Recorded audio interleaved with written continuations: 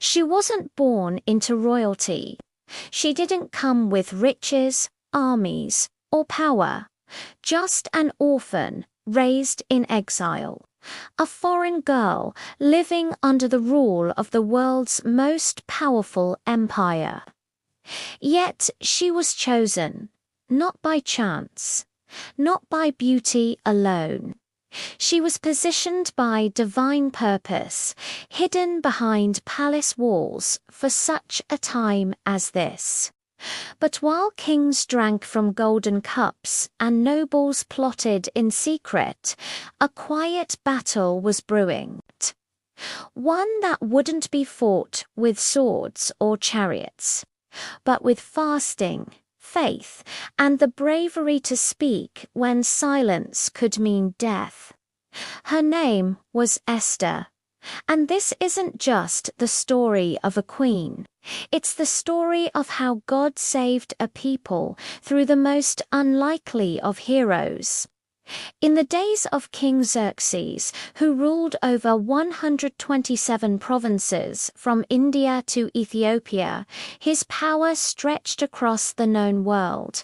From his throne in Susa, he reigned with absolute authority. To display his greatness, Xerxes held a lavish feast for 180 days, inviting nobles, princes, and military leaders from across the empire. Gold goblets and royal wine flowed freely. When those 6 months ended, the king opened the palace gates to everyone in Susa, hosting a 7-day banquet in the garden courtyard. Wine was served generously, with no restrictions. Meanwhile, Queen Vashti hosted a separate feast for the women inside the palace.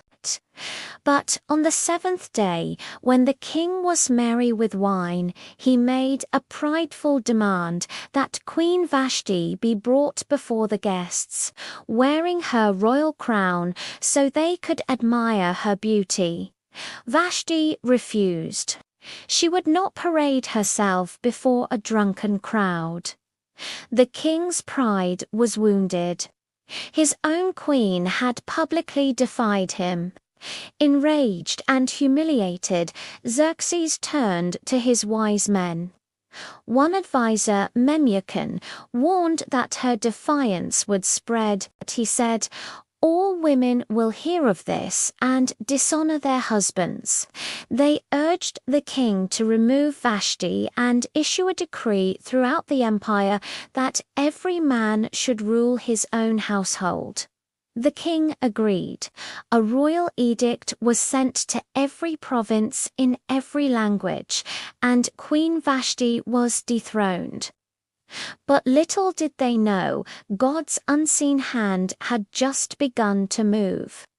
As time passed, King Xerxes' anger faded, and he began to reflect on Queen Vashti.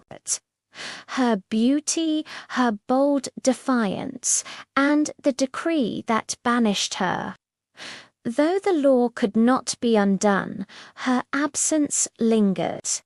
Sensing the king's mood, his advisers proposed a solution. Let beautiful young virgins be brought from every province. After beauty treatments, the king can choose a new queen to replace Vashti. The king agreed. Messengers were sent across all 127 provinces, and young women were gathered from every corner of the empire, from India to Ethiopia. Among them was Hadassah, known by her Persian name Esther, a young Jewish orphan raised by her cousin Mordecai, a Jew living in Susa. He had taught her to fear God and keep her identity hidden in a foreign land. Esther was taken to the palace and placed under Hege, the keeper of the women. Immediately she stood out, not by demanding luxury, but through humility and grace. God gave her favor in everyone's eyes, especially for 12 months. Esther, like all the women, was prepared for her one appearance before the king. When her time came, entered the king's presence with quiet dignity and strength. And when Xerxes saw her, he was captivated. The king loved Esther more than all the other women. She won his favor, and he placed the royal crown on her head, making her queen in place of Vashti. A royal banquet was held in her honor. A holiday was proclaimed, and gifts were sent across the empire. But no one knew she was a Jew. No one knew God had just placed his servant in the palace, not to be served, but to stand in the gap for his people. Esther continued to live quietly in the king's house, still following the instructions of Mordecai, just as she had when he raised her as a child. Mordecai, meanwhile, spent his days at the king's gate, a place where the city's business was conducted and where royal officials and servants gathered. Though he was no nobleman, God had placed him there with purpose. One day, as Mordecai sat in his usual place, he overheard something chilling. Two of the king's eunuchs, Bigthan and Teresh, who guarded the entrance to the palace, were speaking in hushed, angry tones. Their voices low but full of resentment, they plotted to assassinate King Xerxes. What they intended was treason, the murder of the most powerful man in the world. Mordecai didn't hesitate. He sent word immediately to Queen Esther, who now had direct access to the king. Esther relayed the warning to Xerxes, clearly stating that the information came from Mordecai. An investigation was launched. The matter was examined thoroughly, and the truth was uncovered. The two guards were guilty. They had indeed conspired against the king, and by Persian law, the punishment for such betrayal was swift and brutal. They were hanged on the gallows. The king's life was spared, but the moment passed without fanfare. Mordecai's role in exposing the plot was recorded in the Book of the Chronicles, a royal record of significant events kept in the king's presence. But strangely, no reward was given, no public honor, no recognition, no title, just a name in a book, quietly inked into the records of the empire.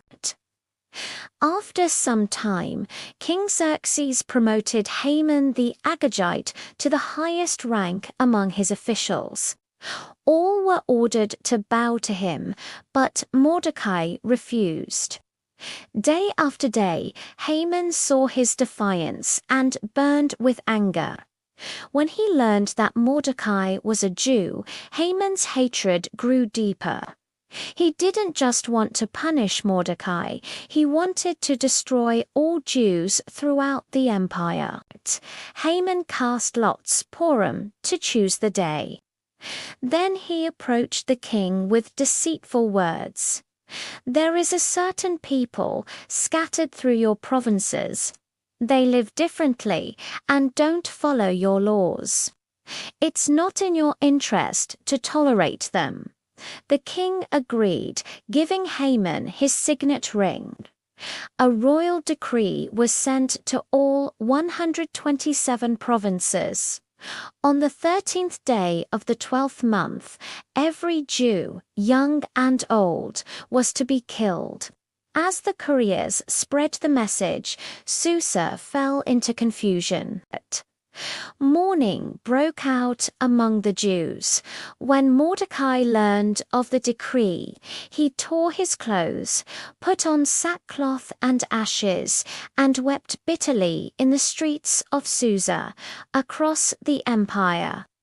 Jews fasted, mourned, and cried out as their destruction had been sealed. When Esther heard Mordecai was in mourning, she sent a messenger to him to find out why. Through the messenger, Mordecai urged her to go before the king and plead for her people. But Esther was afraid. She replied, "No one may approach the king without being summoned. The penalty is death, unless he holds out the golden scepter, and I haven't been called for 30 days.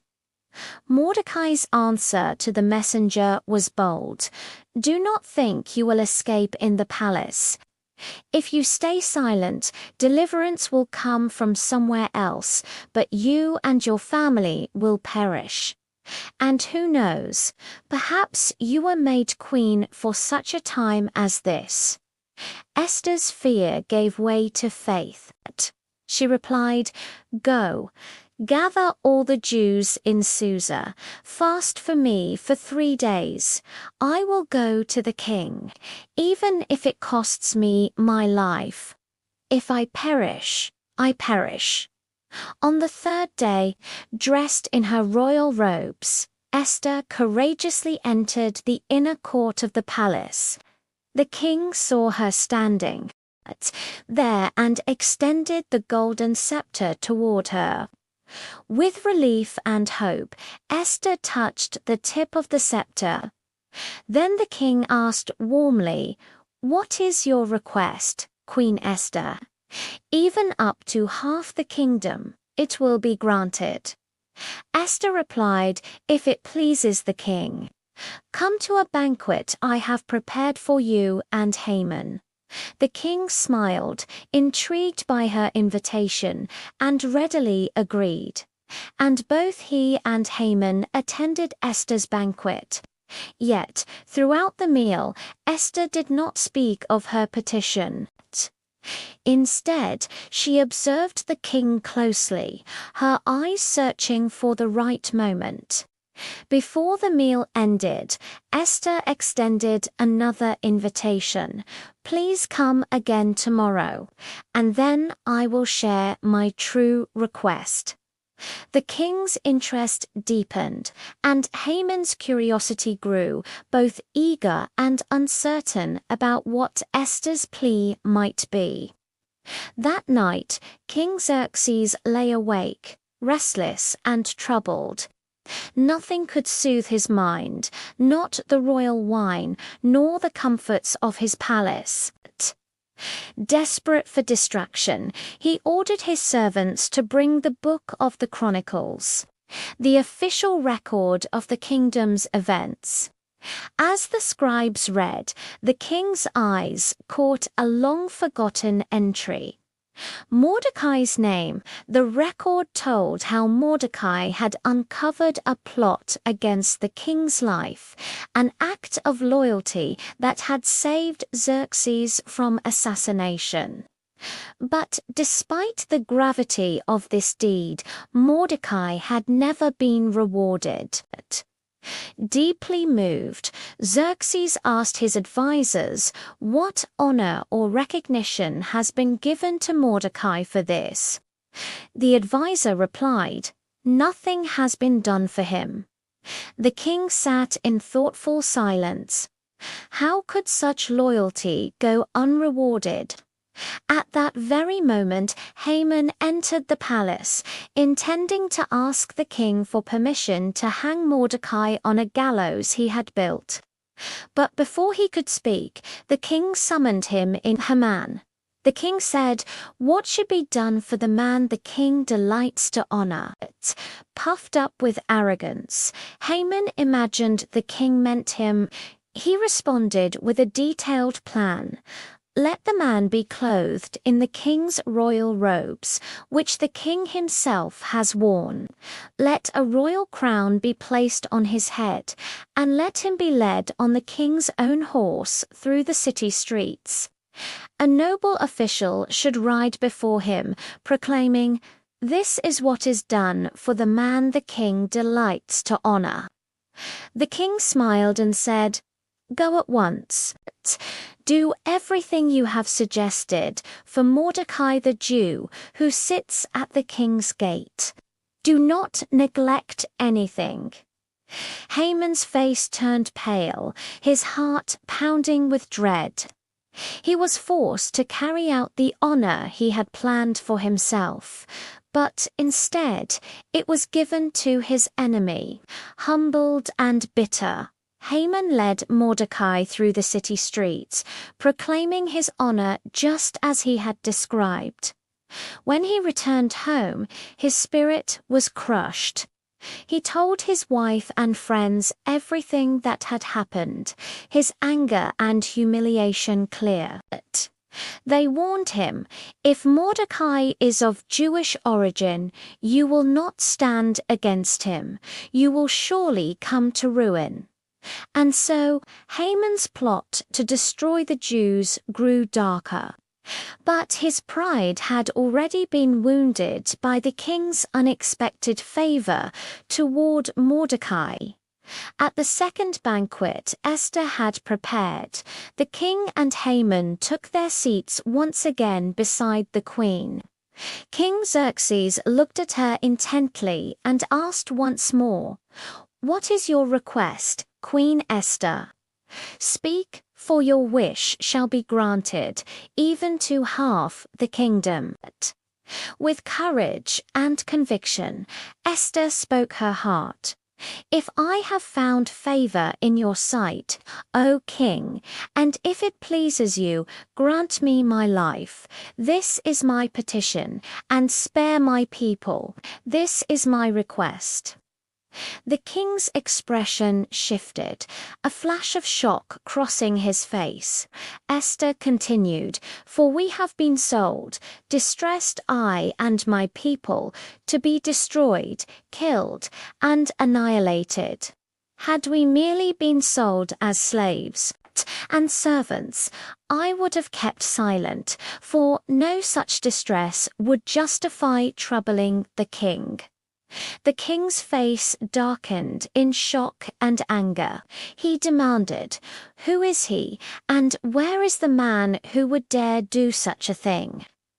Esther pointed to Haman, saying, "The adversary and enemy is this wicked man."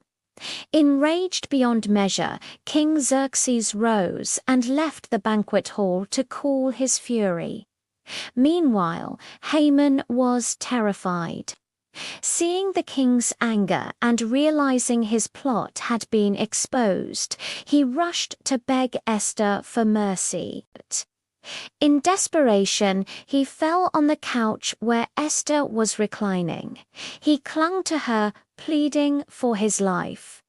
At that moment, King Xerxes returned suddenly. He saw Haman clinging to Esther and shouted, "Will he even assault the queen while I am in the house?" The king's guards seized Haman, and he was swiftly led away and hanged on the very gallows he had prepared for Mordecai. Thus the plans of the wicked were overturned in a single moment, and justice was served.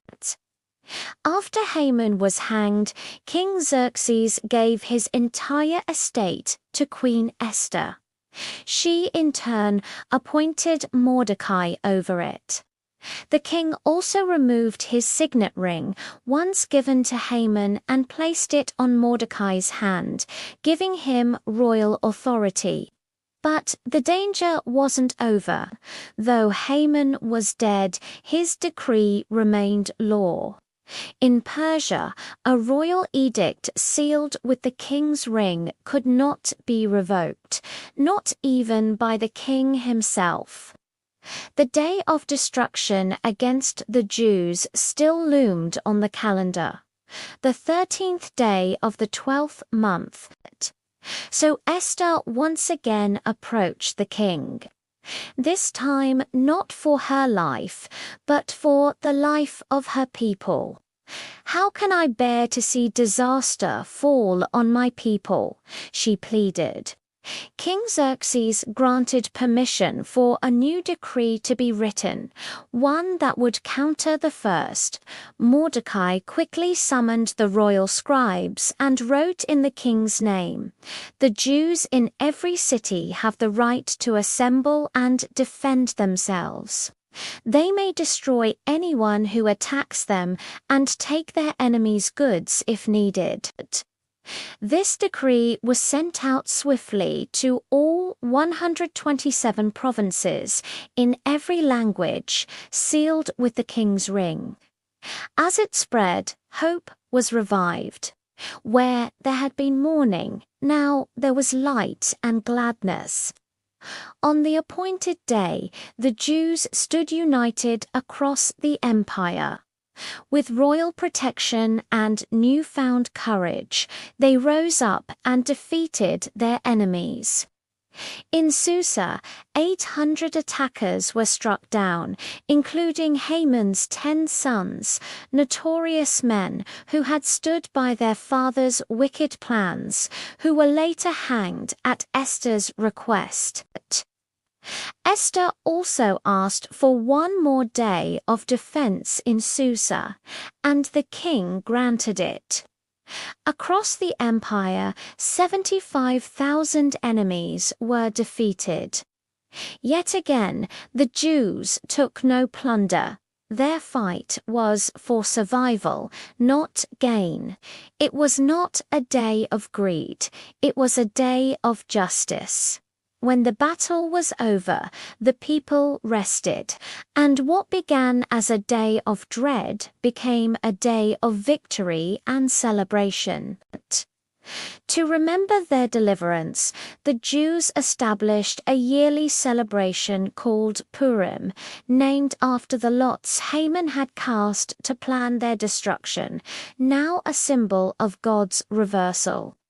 Every year on the 14th and 15th of Adar, they would feast, rejoice, send gifts to one another, and give generously to the poor. A day that was once marked for death became a day of life. Mourning turned to joy. Grief turned to celebration. Mordecai was honored throughout the empire, clothed in royal blue and white, second only to King Xerxes. But it wasn't his power that made him great. It was his heart. He sought the good of his people and spoke peace and truth to all. And though God's name is never mentioned in the entire Book of Esther, his fingerprints are everywhere, in every twist, every risk, every rescue. What was meant for destruction, God used for salvation. The story of Esther reminds us, even when God seems silent, he is never absent. Even when the odds are against us, he is already at work. Perhaps you too are where you are for such a time as this. Not by accident, not unseen, but chosen, positioned, and called because the God who reversed the fate of a nation still writes stories of redemption today, and yours could be next.